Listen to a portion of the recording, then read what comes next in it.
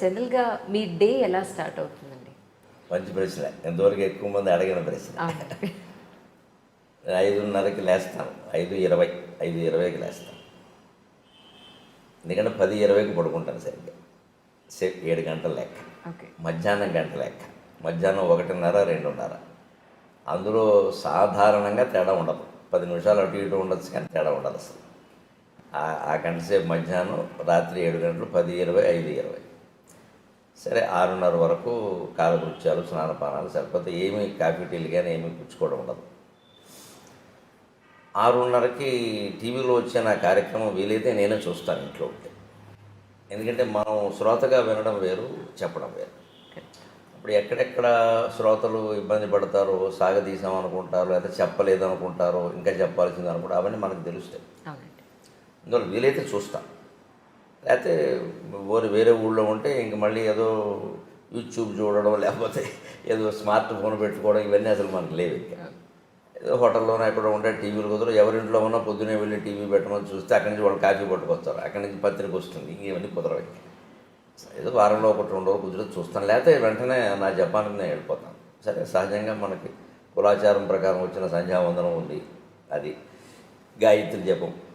అది అయిపోయాక 8 వరకు పూర్తిగా నా జపదపాలు, పారాయణలు ఉంటాయి. నాకు పొద్దున్న సంధ్యావందనం తర్వాత నేను చేసేది ప్రత్యేకమైన జపం ఏం లేదు, గాయత్రి జపం ఒకటే. తర్వాత ఎక్కువ పారాయణ చేస్తాను. అంటే పారాయణ అంటే మళ్ళీ ఒకటే రోజు విష్ణు సహస్రం, రోజు లలిత సహస్రం ఇలా నియమంగా చదవడం కాదు, గ్రంథ పఠనం అనాలి దాన్ని, పారాయణ అనడానికి లేదు. గంటలో 6 పుస్తకాలు చదువుతాను. ఒకటి శివపరమైంది, ఒకటి విష్ణుపరమైంది, ఒకటి అమ్మవారి పరమైంది. మన హిందూ ధర్మంలో వీళ్ళు ప్రధాన దేవతలు ఈ ముగ్గురు.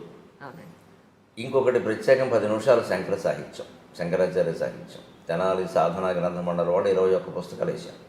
భగవంతుడి దేవల్ల ఆ 10 నిమిషాల సమయం పెట్టుకోవడం వల్ల నేను సుమారుగా హైదరాబాద్ వచ్చాక మొదలుపెట్టిన ఆ సాహిత్యాన్ని 8 ఏళ్లలో 21 పుస్తకాలు పూర్తి చేశాను. ఒక్కొక్కటి 400 పేజీలు ఉందే పుస్తకం. ఒక్కొక్కటి 400 పేజీలు ఉంటుంది. రోజుకి 10 నిమిషాలు మాత్రమే కేటాయించి నేను 8 ఏళ్లలో 21 × 400 అన్ని పేజీలు పూర్తి చేశాను. అలాగే శంకర సాహిత్యం యోగ వాసిష్టం నాకు బాగా ఇష్టమైన గ్రంథం. నాకు పూర్తి నిశ్చింతైన జీవితాన్ని ప్రసాదించిన గ్రంథం. నిజంగా వాల్మీకి మహర్షికి, వశిష్ఠ మహర్షికి నేను రుణపడి ఉన్నాను. నిజంగా దాన్ని రచించింది వాల్మీకి, చెప్పింది వశిష్ఠుడు. అది నా మీద ప్రభావం చూపించినంతగా మరి ఏ గ్రంథం చూపించలేదు. నా జీవితం కూడా నా మీద అంత ప్రభావం చూపించలేదు, ఆ గ్రంథం అంత చూపించింది. దాని గురించి నేను చిన్నతనంలో విన్నది ఏమిటంటే, ఈ చదివినవాడు పిచ్చాడు అయిపోతాడు, లేదా మహాజ్ఞాని అవుతాడు. అయితే మహాజ్ఞాని అవుతాడు, లేదా పిచ్చివాడు అయిపోతాడు.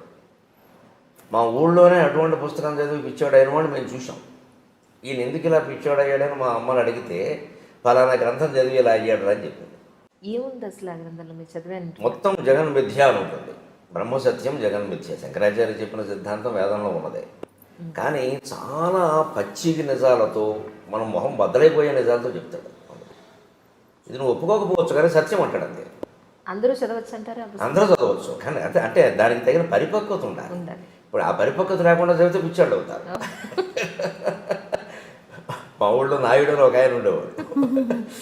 ఆయన ఇలా పాపం తిరుగుతూ ఏదో ఆయనలో పద్యాలు పాడుకుని మాటలు పాడుకునేవాడు. అతను అందరూ పిచ్చివాడు అనేవారు. మా అమ్మని ఏమిటమ్మా అతను అంటానంటే, అతను 2 పుస్తకాలు చెప్తారా, యోగ వాసిష్టం అదొకటేను, సీతారామాంజనేయ సంవాదం అని ఒకటి ఉంది తెలుగులో. పరశురామ పంతులు లింగమూర్తి గురుమూర్తి గారు రచించాడు. అంటే సీతాదేవి హనుమంతుడు కలిసి రామతత్వం గురించి చర్చిస్తారు. సీత చెబుతూ ఉంటుంది, హనుమంతుడు వింటూ ఉంటాడు, ప్రశ్నిస్తూ ఉంటాడు. ఈ 2 చదవడం వల్ల వాడు ఎలా అయ్యాడని అంటున్నాడు రా అన్నారు. నాకు అప్పటి నుంచి ఆ 2 చదవాలని పట్టుదల. చదవలేదు ఇంకా మీరు? అవి 2 పూర్తి చేసి 2 చదివాను, అయినా కాలేదు. అయ్యానో లేదా ఆవిడ చెప్పాలి. ఇప్పుడు నేను కాలేదని నాకు లేదండి, మీరు పిచ్చాడానంటే నేను చేయగలిగిందండి. ఆవిడ చెప్పిందే నిజం. మన గురించి మనం ఏమనుకుంటాం అన్నదానికంటే ఎదుటి వాళ్ళు ఏమనుకుంటారు. పోనీ ఎదుటి వాళ్ళు అంటే ఇప్పుడు మీ పోటుగాడు ఎప్పుడో పరిచయం అవుతారు. ఆవిడ ఇచ్చి కాపురం చేస్తుంది. లేదంటే నేను ఖాయంగా పిచ్చిపోవడానికి ఆవిడంటే నేను మాట్లాడడానికి వెళ్ళలేదు. నేను అదే నిజం, కానీ కాలేదు. ఏమంటారమ్మా మీరు? సార్ మీ మీదే వదిలేరు. ఆవిడ ఏమంటుందో నాకు తెలియదు, కానీ నేను ఎలాంటప్పుడు జోక్ వేస్తాను సహజంగా. నన్ను పిచ్చాడని ఆవిడ అంది అనుకోండి, కాకపోతే నేను ఎందుకు చేసుకుంటాను అయిపోయా. కాబట్టి నన్ను చేసుకున్నారు, మంచివాడు అయితే నేను ఎందుకు చేసుకుంటా, ఇంకేముంది, గొడవ లేదు అంతే. దానికి అది ఆ ప్రభావం అలా ఉంటే నాకు అప్పటి నుంచి చదవాలని పట్టుదల. ఈ సీతారామాంజనేయ సంవాదం అనేది నేను అప్పుడే చదివా, 18 ఏళ్ళ వయసులోనే చదివా, తెప్పించుకుని చదివా, ఏం కాలేదు. కానీ గొప్ప సందిగ్ధావస్థలో పడింది మనసు.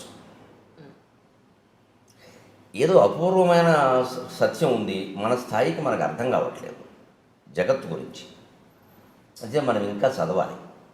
ఈ అండంలో ఏమైందంటే మనస్సు హేతుబద్ధత లేనిది మనం అంగీకరించొద్దు అనే నియమానికి వచ్చేసింది, ఆ ఆలోచనకు వచ్చేసింది. అందుకే 18 ఏళ్ల ప్రాయంలో నేను నాస్తిక్ గ్రంథాలు, కమ్యూనిస్ట్ గ్రంథాలు కూడా చదివాను. క్యాపిటల్ చదివాను, రంగనాయకమ్మ గారి పుస్తకాలు చదివాను, జయశ్రీ రచనలు చదివాను, చలం పుస్తకాలు చదివాను, విస్తృతంగా చదివాను. ఇంకా చదవడం అంటే అప్పటికి ఇప్పటికీ ఒకటే అలవాటు, పట్టుకోవడం. ఇంకా అయితే అప్పటికి ఇప్పుడు తేడా ఏంటంటే అప్పుడు ఒక పుస్తకం పట్టుకుంటే అదే చదువుతూ ఉండేవాడిని. ఇప్పుడు అలా కాకుండా నా మనస్సు నేను నిగ్రహించుకుని ఏ పుస్తకం అరగంట మించి చదవను, నా ప్రణాళిక నాకు. అక్కడ మనసు ఆపుకుని, అది ఎంత రసవత్తరంగా ఉన్నా సరే అక్కడ ఆపు, లేదా ఎంత విసుగొస్తున్నా సరే, అది చదవాలి అనుకుంటే చదవాల్సిందే, విసుగు వచ్చినా సరే. అది ఎంత రసవత్తరంగా ఉన్నా ఆపేయాలంటే ఆపేయాల్సిందే. మన మనసు మీద మనకు నియంత్రణ లేకపోతే ప్రపంచంలో ఏం చేయాలి? ఇవాళ ప్రపంచంలో అనేక సంక్షోభాలకు అదే కారణం. వ్యక్తి జీవితం పాడవడానికైనా, మొత్తం ప్రపంచ యుద్ధాలకైనా మనస్సు మీద నియంత్రణ లేకపోవడమే కారణం. ఆ నియంత్రణ నాకు శివానంద లహరి చదివాక కలిగింది. అందుకే నాకు శివానంద లహరి చాలా నా జీవితాన్ని మొత్తం ఇలా మార్చేసిందని చెప్పచ్చు. అలాగా ఉండడం వల్ల ఆ యోగ వాసిష్టం తర్వాత నేను పూర్ణికి దాన్ని సంపాదించాలని చూస్తుంటే విచిత్రంగా ఎక్కడో దొరకలేదు నాకు అది. ఎందుకంటే ఎప్పుడో 100 ఏళ్ల క్రితం వెన్నెలకంటి సుందరరామ శర్మ గారిని ఒక ఆయన తెలుగు వచనంలో రాశారు దాన్ని. ఆ మూలం ఎక్కడో ఉందేమో, ఎక్కడో దొరకలేదు నాకు. సరే, తర్వాత ఉద్యోగాలు, మారడాలు, ఏవో ఇవన్నీ వ్యవహారాలు అంత శ్రద్ధ చేయలేకపోయాను. తర్వాత మళ్ళీ చదవాలనే తృష్ణ కలిగాక చాలా విచిత్రంగా ఏదో ఉయ్యాల్లో పిల్లాన్ని పట్టుకుని ఊరంతా తిరిగామన్నట్టుగా మా ఇంట్లో మా నాన్నగారు ఇచ్చిన 30 పుస్తకాల్లో అది ఉంది. ఆ పుస్తకాలు ఏవో తాటాకు పుస్తకాలు ఎక్కువ, ఆయన ఇచ్చినవి తాటాకు పుస్తకాలు. మరి మనం ఏం చదువుతాం, ఎవరికో ఇద్దాం లేనట్టుగా ఉండే ఒకటి. తర్వాత అశ్రద్ధ వల్ల కొంత ఏదైనా ఆప్ చేసాం. సరే, ఆయన వేదసం మా నాన్నగారు వేద పండితుడు, అవధాని, వేదంలో అవధాని అంటారు. వేద సంబంధమైన పుస్తకాలు మనకి ఎందుకు వచ్చి మనం ఏమైనా చదవలేదు, ఏదో తప్పు స్వరంతో చదివితే లేనిపోని ఇబ్బందులని అలా ఇటు పెట్టాను. అనుకోకుండా ఉన్న ఆ పుస్తకాల్లో ఇంచుమించు ఒడిలిపోతూ పుస్తకం పేజీ ముట్టుకుంటే చినిగిపోయేలా ఈ పుస్తకం దొరికింది.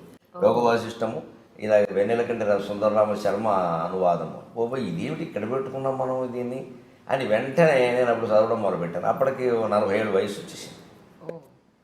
ఈ సీతారామాంజనేయ సంవాదం ముందే చదివాను, కానీ ఇది చదివాను. అప్పుడు మొత్తం ప్రపంచం ఎలాగా విడిపోయింది అంతే. నాకు ఒక ప్రయోగశాలలో ఓ పుష్పంలో వస్తువును అడ్డుకోత నిలువుకోత గీసేసి బకబకాలుగా విడదీసి పరిశోధన చేసి ఇదండి దీని విషయం అని బయట పెట్టేస్తాడు శాస్త్రవేత్త. నాకు జగత్తుకు సంబంధించిన విషయం అంతా బయట పడిపోయింది అంతే. ఇది నథింగ్, దీని గురించి మనం ఆలోచించాల్సింది లేదు. ఏదో నిర్ణయించబడిందో అది నడుస్తుంది, నడవని. మనం చేయాల్సింది ఏదో చేద్దాం. దేనికి చింతించాల్సిన పని లేదు, దేనికి పొంగిపోవాల్సిన పని లేదు. అప్పటికి నేను సహస్రావధానం కూడా చేసేసాను. సరే, ఇన్ని పుస్తకాలు చదివిన తర్వాత ఇప్పుడు మీకు మొత్తం అంతా అర్థమైంది అన్న దాంట్లో మేము అర్థం చేసుకోగలిగే పాయింట్ ఏదైనా, ఒక చిన్న విషయం ఏదైనా చెప్పగలుగుతారు మన మధ్యలో సామాన్య ప్రజలకు అర్థమయ్యేలాగా? ఒక్క మాటలో చెప్పాలంటే, తనలో తాను రవంత మారడు జగత్తత్వంబు మార్పంగ ఆతని సంసారము సంపదల్ సమయమున్ తత్వార్థ విజ్ఞానమున్ వెనుకన్ ముందట చూడక అర్పణముగా వింసు మహామూర్ఖుడు. తనలో తాను రవంత మారడు జగత్తత్వంబు మార్పంగ ఆతని సంతానము సంపదల్ సమయమున్ తత్వార్థ విజ్ఞానమున్ వెనుకన్ ముందట చూడగర్పణముగా వింసు మహామూర్ఖుడు. ఇతనికిన్ లోనికి చూచు శక్తి నిడుమా తన్మూలమా దైవమా. ఇది నేను గ్రహించిన సారాంశం. ఎవరైనా గ్రహించవచ్చు. మనలో చాలామంది ఎక్కడ పొరపాటు పడతాం, వ్యక్తిగత జీవితం, సామాజిక జీవితం అని 2 ఉంటాయని నేను అనుకోను. వ్యక్తిగత జీవిత ప్రభావం సామాజిక జీవితం మీద ఉంటుంది, సామాజిక జీవిత ప్రభావం వ్యక్తిగత జీవితం మీద ఉంటుంది. ఏదో ఒక గీత గీయడం కోసం మనం కొన్ని విషయాలు చెప్పడం ఇష్టం లేక ఇది నా వ్యక్తిగతమైన దాచొచ్చు, అవసరం కూడా లేకపోవచ్చు ఎదుటి వాళ్ళకి. కానీ నిజానికి దాని ప్రభావం మాత్రం మన సామాజిక జీవితం మీద కూడా ఉంటుంది ఖచ్చితంగా. అలా అంత ఖచ్చితంగా విడదీయాల్సిన పనే లేదు. ఆ వ్యక్తి చేస్తున్న పొరపాటైనా ప్రపంచం చేస్తున్న పొరపాటైనా ఏమిటంటే ఎవరికి వాళ్ళు పరిశీలించుకోవడం లేదు. తనలో తాను మారడు. ముందు నా బాధ్యత నేను చేస్తున్నాను, జీతం తీసుకుంటున్నాను కదా, నాకు లంచం తీసుకునే పని ఏమిటి అసలు, ఎందుకు తీసుకోవాలి నేను? ఈ జీతం నాకు సరిపోతుంది. ఇవాళ ఉద్యోగాల్లో, ప్రభుత్వ ఉద్యోగాల్లో జీతాలు ఎవరికి తక్కువే లేవు. ఉపాధ్యాయులకు కూడా ఇప్పుడు కొత్తగా చేరిన ఒప్పందపు ఉపాధ్యాయుడు కూడా 10,000 వస్తుంది. కానీ అలా తీసుకోకపోతే చేతకాని వాడు అంటున్నారు కదా సార్. అలా తీసుకోకపోతే వీడి చేతకాని వాడు ఈ ప్రపంచంలో బతకలేడు. అక్కడే ఆలోచించాల్సింది వాడెవడో అన్నది మనకి సర్టిఫికెట్ అమ్మా అంటున్నారు కదా మీరు. ఎవరు అంటున్నారు? మన పక్క వాళ్ళు, మన పై వాళ్ళు. వారు మనకు సర్టిఫికెట్ ఇస్తారా చేత కాదని, చేతనవనని? వాడెవరు అసలు? వారి స్థాయి ఏంటి? మనం దానికి ఎందుకు వంగిపోవాలి? ఇలా మాట్లాడడంలో మీరు మరోలా అనుకోకపోతే ఒక నాటకం ఏంటంటే ఈయనకి తీసుకోవాలి నుండి అలా సమర్థించుకుంటున్నాడు. ఈ మనిషికి లంచం తీసుకోవాలి నుండి, తప్పు చేయాలి నుండి, చేయకుండా ఉండలేని బలహీనత ఒకటి ఉండి దాన్ని సమర్థించుకుందుకు ఏమంటాడంటే ఇలా ఉండకపోతే లోకంలో బతకలేమండి అంటున్నాడు తప్ప నిజంగా బతకదలుచుకుంటే ఉండక్కర్లేదు. ఆయన ఇష్టం వచ్చినట్టే ఉండొచ్చు. అంతగా ఇప్పుడు ఒక లంచం తీసుకోకపోతే నేను చంపేస్తా అన్నంత పరిస్థితి ఎక్కడైనా ఉందా? అలా లేదమ్మా, ప్రలోభ పెడుతున్నారు అంతే. ప్రలోభాన్ని కాదనొచ్చు. పోనీ ఏ కృష్ణా బ్యారాజీ మీద ఆపేసి నలుగురు గొడ్డళ్ళు వేసుకుని వచ్చి తీసుకుంటావా, చంపేయమంటావంటే నా ప్రాణం కోసం తీసుకున్నానండి అంటే ఓకే, ఒప్పుకుందాం. అంత పరిస్థితి ఉన్నవాడు చూపించమనండి. ఇవన్నీ చెప్తారండి, నాటకాలండి ఇవన్నీ. అదే మూలం. అది నాకు వేదాంతం ద్వారా మొత్తం ఎన్ని గ్రంథాలు చదివినా సారాంశం ఏం తెలిసిందంటే మనిషి తనలోకి తాను చూసుకోవాలి తప్ప, తనలో తాను మారాలి తప్ప బయట మార్చాల్సింది ఏం లేదు అసలు. ఎవరికి వాళ్ళే. మీరు సమాజానికి అనుకూలంగా దేశభక్తితో, దైవభక్తితో మీరు, నేను, ఈవిడ ఉంటే 3 వ్యక్తుల జీవితాలు బాగుండలేదండి. ఒక 300 మంది ఉంటే బాగున్నట్ట, 3 లక్షల మంది ఉంటే బాగున్నట్ట. తప్పించుకుందుకు మాట్లాడుతున్నాం మనం ఇవన్నీ. మొత్తం కృష్ణమూర్తి గారి తత్వం అంతా చదివాను నేను సుమారుగా, జిడి కృష్ణమూర్తి గారు. ఆయన మొత్తం చెప్పింది ఇది. నీ గురించి ఎందుకు ఆలోచించావు నువ్వు ఇది చేయడానికి అభ్యంతరం ఏంటి? ఎవరి మీద నెట్టేస్తావేమిటి? తప్పించుకుంటావేమిటి వ్యవహారం నుంచి? మనం అనేక రకాల పాపాలు చేసి ఏదో పూజ చేసి తప్పించుకుందామని చూస్తున్నాం. పాపం చేయకుండా ఎందుకు ఉండలేము? అసలు చేసామని ఎందుకు అనుకుంటున్నాం? చేసిన పాపం ఏంటి? చెప్పకపోయినా మనకు తెలుసు కదా. ఈ ఆలోచన చేయాలి. అందుకని మనిషి ఎంతసేపు సంఘసేవని, అదని ఇదని, ఏదో సంస్థలు పెట్టమని, ఆధ్యాత్మిక సంస్థలని, ట్రస్టులని అవి ఇవి పెట్టి తన సంపదని, సంసారాన్ని, సమయాన్ని మొత్తం అంతా దానికోసం వెచ్చిస్తాడు. కానీ ఎప్పుడు లోపలికి చూసి నేను ఎవరని ఆలోచించాను. రమణ మహర్షి చెప్పింది అది, యోగ వాసిష్ఠుని చెప్పింది అది. నేను ఎవరని ఆలోచించావా? ఆత్మతత్వ విచారం చేశావా? అది చేస్తే నువ్వు ఎక్కడికి వెళ్ళక్కర్లేదు. నువ్వు కూర్చున్న చోట కూర్చొని అదే తత్వంతో ఉండు. మారే చోట మారేదంతా మారుతుందని చెప్పి. ఎందుకైనా సార్ ఇంతకుముందు అనేవారు ఏంటంటే పొద్దున్న నుంచి సాయంత్రం వరకు రోజు అయిపోయిన తర్వాత ఈ రోజు అసలు మనం ఏమేం చేసాం, తప్పులు ఏం చేసాం, ఒప్పులు ఏం చేసాం, అబద్ధాలు ఎక్కడ చెప్పాం, ఎవరిని మోసం చేసాం, ఇవన్నీ రాసుకుంటే నిన్ను నువ్వు ప్రశ్నించుకుంటే ఇది ఎందుకు చేశాను అసలు అని నిన్ను నువ్వు కనుక ప్రశ్నించుకుంటే డెఫినెట్గా నీలో ఒక మార్పు వస్తుంది అని చెప్పాను. వస్తుంది, ఖచ్చితంగా వస్తుంది. అడిగితే ఈ రోజులు పరిస్థితులను బట్టి రాసుకోవడం కంటే మనసులో ఆలోచించుకోవడం మంచిది. రాసుకున్నది ఎవరికైనా దొరికితే ప్రమాదం. ఇప్పుడు మనకేదో ఒక చెడు ఆలోచన వస్తుందండి, అదేం మనం ఆచరణలో పెట్టాం, గాలిబాటం ఆలోచన. అది రాసేసామనుకోండి, ఎవరో పక్క వాళ్ళు ఎవరో చూస్తే అది ప్రమాదం. ఇంత దుర్మార్గంగా ఆలోచిస్తున్నావా అంటారు. ఆలోచనే రాకూడదంటే అలాగా. అంచేత పాతకాలపు రోజులు వేరు, ఆ డైరీలు రాయడం అవి ఇప్పుడు రాయకూడదు అసలు ఎక్కడ. ఇప్పుడు మాట్లాడితేనే ప్రమాదంగా ఉంది, రాస్తే ఇంక చెప్పేది రాయకూడదు. మనిషి నిజాయితీగా ఆలోచించడానికి రాయాల్సిన పని లేదు, దాయాల్సిన పని లేదు. రాత్రి పడుకోబోయే ముందు ఇవాళ నేనేం చేశాను, దీంట్లో తప్పు ఏమిటో, ఒప్పు ఏమిటి, అబద్ధం ఏమిటి, నిజమేంటి ఒక్కసారి ఆలోచించింది. సర్వం పరమేశ్వర అర్పణం. ఇదో నాటకం నడుస్తుంది, పరమేశ్వర క్షమించు, రేపటి నుంచి ఎలా ఉండాలో అలా ఉంటాను, అయిపోలేదా? అలాంటిది నాకు ఆ పుస్తకాల పఠనం వల్ల ఏర్పడింది, యోగ వాసిష్టం సహా. అలాగే 8:30కి నాకు పొద్దున్న దినచర్య అనుకున్నాం కదా, 8:15కి అయిపోగానే అప్పుడు కాఫీ. అప్పటికి ఈవిడ అంటూనే ఉంటుంది పాపం, రోజు మాకు మీకంటే ముందు తాగుతున్నాను, ఇదో పాపం ఉంటుంది. నేను దానికి ఒక పరిష్కారం చెప్పాను, మళ్ళీ భర్తతో రెండోసారి తాగితే ఆ పాపం పోతుందని చెప్పాను. అదే నవ్వుకుంటాం మేము సరదాగా. అంటే ఏమయ్యా రెండోసారి తాగా ఆ పాపం పోదు, ఇదో శాస్త్రానికి ఏముంది, కావాలంటే శ్లోకాన్ని నేను రాస్తానని చెప్తాను. సరదాగా ఏముందమ్మా, 8:30కి ఇద్దరం కూర్చొని కాఫీ తాగుతాం. కాసేపటికి అల్పాహారం సిద్ధం చేస్తా, అది తినేస్తాం. 9ంటికి సరిగ్గా నేను దినపత్రిక పట్టుకుని కూర్చుంటాను. 9 నుంచి 10 ఒక దినపత్రిక ఇంటికి వస్తుంది, ఖచ్చితంగా పట్టుకు కూర్చుంటాను. ఆ పత్రికలో అంతకుమించి మాత్రం చదవక్కర్లేదు. ఇంకా ఒకసారి ఒక 10 నిమిషాల ముందే అయిపోతుంది. అవి చదువుతాను. ఏదైనా మనకి గ్రహించాల్సింది ఉంటే గ్రహించాలి, లేదా ఒకవేళ చెప్పాలి సభలో కానీ ఇంకో టీవీలో కానీ చెప్పాలంటే తప్పనిసరి అయితే చెప్పడం, లేకపోతే వదిలేడు. ఇదివరకు కూడా ఏదో విశేషమైన వార్తలు చెబుదాం, అలాగా సంచలనం అన్నట్టుగా మనస్సు ఆలోచించేది. కానీ ఆధ్యాత్మిక పరిపక్వత కారణంగా ఈ మధ్య నా మనస్సు ఆ సంచలనాల గురించి ఆలోచించట్లేదు అసలు. అది పూర్తిగా 100% అవసరం, ఉపయోగపడుతుందంటే చెబుదాం, లేదా వద్దు.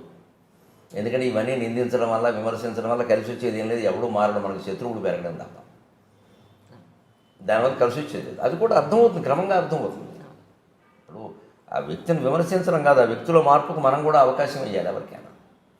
10ంటికి అయిపోయినందుకు 10:30 ఖచ్చితంగా నేను చేయదలుచుకున్న వాళ్ళందరికీ ఫోన్లు 10:30కి చేస్తాను ప్రతిరోజు. ఇంకో సమయంలో నా నుంచి ఫోన్ రాదు. ఖచ్చితంగా 10:30 ఉదయం 10:30, రాత్రి 8:30. నేను ఎవరికైనా చేయదలుచుకుంటే నా దగ్గర నా జేబులో ఉండే కాగితం మీద ఎవరికి ఫోన్ చేయాలో రాసుకుంటాను. నేను వెంటనే చేయను, ఇక్కడ రాస్తాను. ఇదొక బుక్లెట్, 8 పేజీలు ఉంటాయి ఇందులో. ఇది వాడేసిన రైల్వే టికెట్. వేస్ట్ వృధా చేయకుండా ఇది 8 మడతలు పెట్టి దీనికి నెంబర్లు వేసి దీని మీద ఎవరో వెంకట్రావుకి ఫోన్ చేయాలి, వెంకట్రా అని రాసుకుంటాను నేను. అది పొద్దున్న 10:30కైనా చేస్తాను, ఎందుకంటే ఆయన ఆఫీసులో ఉంటే దొరుకుతాడు. రాత్రి 8:30కి చేస్తాను, ఇంట్లో ఉంటే దొరుకుతాడు. క్లారిటీ స్పష్టం. అందుకని ఇంకా ఆ విషయం ఆలోచించండి. బుర్ర నిండా వారికి ఫోన్ చేయాలి, వీరితో మాట్లాడాలి, ఏమిటో అన్నీ మర్చిపోతున్నాయి. ఈ మధ్య నాకు మతిమరుపు ఎక్కువైపోయింది. అదేం ఉండదు అసలు. మనం దానికి పని చేయక ఖచ్చితంగా 10:30కి మంచినీళ్ళు తాగి 2 గంటలకు ఒకసారి 2 గ్లాసులు నీళ్లు తాగుతాను ఖచ్చితంగా. పొద్దున్న 6:30, 8:30, 10:30, 12:30, 2:30, 4:30, 6:30, 8:30, రాత్రి 10:30. ఖచ్చితంగా 2 గ్లాసులు నీళ్లు తాగాల్సిందే. రోజు అయ్యేసరికి 15-16 గ్లాసులు నీళ్ళు అవుతాయి. దానివల్ల ప్రయోజనం ఏంటంటే ఆరోగ్యపరంగా నేను అనుభవించి చెబుతున్నాను. ఎటువంటి ఏదైనా ఆహారాల్లో తేడాలు ఉన్నా, పడాలు ఉన్నా, రాళ్ళు పేరుకునే సమస్యలు లాంటివి ఉన్నా మొత్తం కొట్టుకుపోతాయి. మనం తాగేటువంటి నీరులో స్థూల భాగం ఎప్పుడూ మూత్ర విసర్జన రూపంలో వెళ్ళిపోతుంది. సూక్ష్మ భాగం రక్తంగా మారుతుంది. అతి సూక్ష్మ భాగం ప్రాణవాయువుగా మారుతుంది. అతి సూక్ష్మ భాగం నీరు తాగితే ప్రాణవాయువు ఉంటుంది. ప్రాణం ఎప్పుడు నీటి మీద ఆధారపడింది, అన్నం మీద కాదు. అన్నం మానేసి ఉండొచ్చు, నీరు మానేసి ఉండదు. నీరు మానేసి ఉంటే ప్రాణం కూడా పోదు. అందుకే ఎంత నిరాహార దీక్ష వాడైనా పాలు కానీ, మజ్జిగ కానీ, నీరు కానీ తాగుతారు. తాగితే కొంతకాలం గెంటిచ్చు. అలా నీరు తాగుతాను ఖచ్చితంగా. నాకు 10:30కి నీళ్లు తాగేసి అప్పుడు ఈ ఫోన్లు చేసేసి నా కార్యక్రమాల గురించి రిజర్వేషన్లు చేయాల్సి ఉంటాయి కదా, ఏమన్నా అంటే నేనే చేసుకుంటాను. కార్యకర్తను చేయమని చెప్పను. ఎందుకంటే వాళ్ళు మనకి తర్వాత ప్రోగ్రామ్ ఎక్కడుందో వాళ్ళకి తెలియదు, వాళ్ళ ఊరికి చేసేస్తారు. మళ్ళీ అక్కడి నుంచి ఇంకో ఊరు పక్క ఊరు వెళ్ళాలంటే ఆ షెడ్యూల్ నా దగ్గర ఉంటుంది కాబట్టి చేసుకుంటాను. అక్కడికి ఆ పని అయిపోయింది. అప్పుడు ఖచ్చితంగా టీవీకి ఏమైనా తయారవ్వాలా, సాయంత్రం సభ ఉందా తయారవ్వాలా, ఆ తయారవ్వాల్సి ఉందంటే తయారవుతాం. 10:30, 12:30 సమయం. 12:30 ఖచ్చితంగా గంట కొట్టేసినట్టుగా తిరుగు లేకుండా 12:25కి వచ్చి గురువుగారు భోజనానికి రావచ్చు అంటుంది. అంతే మేడం అండి, గురువు గారు అంటారా? ఎందుకో ఎందుకంటే రావండి. ఎందుకు అంటే చాలా నేర్చుకున్నాను, అందుకని మా గురువు గారు ఆయన నుంచి చాలా నేర్చుకున్నాను. అవునా? అందులో ఏం నేర్చుకున్నారు? ఒక పాయింట్ మాకు. అవి చెప్పేవి కాదు, అలాగా సహజంగా జరిగినవి అంతే. సరే, 12:30కి భోజనం పెట్టేస్తే అంతే. ఖచ్చితంగా 45 నిమిషాలు భోజనం చేస్తాను. 1:15 వరకు నవ్వులుతూ ఉండాల్సిందే. ఓకే. 3 ఐటమ్స్ మించి భోజనాల్లో ఉండవు. 4వది ఉంటే ఆవిడ తినాల్సిందే. 3 ఐటమ్స్, 3వది మజ్జిగతో కలిపి 3. మజ్జిగతో కలిపి. ఓహో. ఇన్ఫర్మేషన్ మజ్జిగతో 3. 15-20 ఏళ్ళ బట్టి, కనీసం 10 ఏళ్ళ బట్టి ఆ నియమం ఖచ్చితంగా. పప్పు, కూర, మజ్జిగ, లేదా వేపుడు, పచ్చడి, మజ్జిగ, ఏదైనా సరే 3 మజ్జిగతో కలిపి. 4వది ఉంటే ఇందులో ఒకటి తగ్గించేస్తాను, అన్నం తగ్గించేస్తాను. మొత్తం మీద అన్నం అంతకుమించి వెళ్ళడానికి వీల్లేదు. అందుకని నాకు షుగర్ ప్రాబ్లమ్స్ అవి ఏం లేవు. తినవలసింది తిన్నాను. ఖచ్చితంగా పొద్దున్న ఒక్కసారే కాఫీ, సాయంత్రం 4:30కి టీ, మధ్యాహ్నం భోజనం చేసి గ్లాసు మజ్జిగ తాగుతాను. రాత్రి పడుకోబోయే ముందు గ్లాసు పాలు తాగుతాను. ఒకసారి పాలు, ఒకసారి మజ్జిగ, ఒకసారి కాఫీ, ఒకసారి టీ. 4 సేవించినట్టు అయింది. ఏది ఎక్కువ కాలేదు. అన్ని రుచులు తెలిసాయి. ఎప్పుడు కావాలంటే అప్పుడు వదిలేయచ్చు, సమస్య అంటే. ఎక్కువ అలవాటు పడ్డామనుకోండి, నాకేమిటో కాఫీ లేకపోతే తోచట్లేదు, ఏమీ లేదు, నాకు ప్రపంచం అంతా లేకపోయినా నాకు తోస్తుంది. ఈ ప్రపంచం అంతా శూన్యమే, నేను ఒక్కడిని అంటార్కిటికా ఖండంలో నన్ను వదిలేస్తే హాయిగా గడిపేస్తాను, ఏమి ఇబ్బంది లేదు. ప్రాణంతో ఉంటే సార్ అక్కడ నీళ్లు దొరికితే ఏదో మారేడాకులు దొరకపోని అవుతాం. వారు ఉండాలి, వీరు మాట్లాడాలి, అసలు ఆ సమస్య లేదు. అదే వేదాంతం ద్వారా నేర్చుకున్నాను. యోగ వాసిష్టం నాకు నేర్పింది అది. నీతో నువ్వు మాట్లాడుకో, నీతో నువ్వు ఉండు, ఇంకోరు ఉండాలని ఎందుకు అనుకుంటున్నావు? ఇంకోరు ఉండడం అంటే మనం తప్పించుకొని బయటపడుతున్నాం. మన నుంచి మనం తప్పించుకొని బయటపడుతున్నాం. అదేదో కాలక్షేపం, వారేదో పోగొట్టడం, తిట్టడం, విమర్శలు, ఇవన్నీ ఇంక ఇది పీకానామ లాగానం, ఎలక మీద పిల్లి, పిల్లి మీద ఎలక, ఎప్పటికి తెమలో ఇవి. అప్పుడు ఈ కాలక్షేపాల కోసం వచ్చరికి తోడు, నీడ, దూడ, పేడ అన్నీ తయారైపోతాయి. ఇందులో ఎవరు లేకపోయినా మనం తట్టుకోలేని పరిస్థితి వస్తుంది. ఇదంతా బలహీనతే, మనం ఏదో గొప్పగా చెప్పొద్దు దాన్ని. నాకు నలుగురు ఉంటే కానీ తోచదు, అదో వ్యాధి, డాక్టర్ చూపించుకోవడం మంచిది. ఎందుకు తోచదు? నలుగురు ఉన్నా తోచాలి, ఒక్కరే ఉన్నా తోచాలి, 1000 మందిలో ఉన్నా తోచాలి, శ్మశానంలో ఉన్నా అదే తోచాలి. అది వేదాంతం. మన స్థితిలో మనం లేము, అందుకే తోచదు. అందుకే మనిషి తనలోకి తాను చూసుకోవాలి, లోకం అంతటా మార్చుకుంటూ కూర్చోవడం కాదు. మధ్యాహ్నం ఖచ్చితంగా 1:15 అయ్యాక అప్పుడు సరిగ్గా పావు గంట సేపు అటు ఇటు నడుస్తాను. బయట ఆరేసిన తువ్వాలు లోపలేస్తాను, అదో క్రమశిక్షణ. పొద్దున స్నానం చేసి ఆరేసాం కదా, ఆ తువ్వాలు లోపలేస్తాను. అవన్నీ నేనే చేసుకుంటాను. ఆ పనులు పావు గంట పడతాయి. 1:30కి పడుకుంటాను, 2:30కి లేస్తాను. ఫోన్ కట్ చేయడమే, సైలెంట్లో పెట్టడం ఉండదు. సైలెంట్లో పెడితే ఎవడో చేస్తాడు, అక్కడ ఉంటుంది, అక్కడ మళ్ళీ నాకు చేయలేదంటాడు. అటువంటి అవకాశం ఎవరికి ఇవ్వం, స్విచ్ ఆఫ్ అంతే. మళ్ళీ ఆయన చేసుకోవలసిందే. ఏమంటే నేను చేశానండి, మీరు నాకు చేయలేదంటే చెయ్యను, నీ అవసరం నువ్వు చేసుకోవాలి. ఎంత ప్రాణ స్నేహితుడైనా అంతే.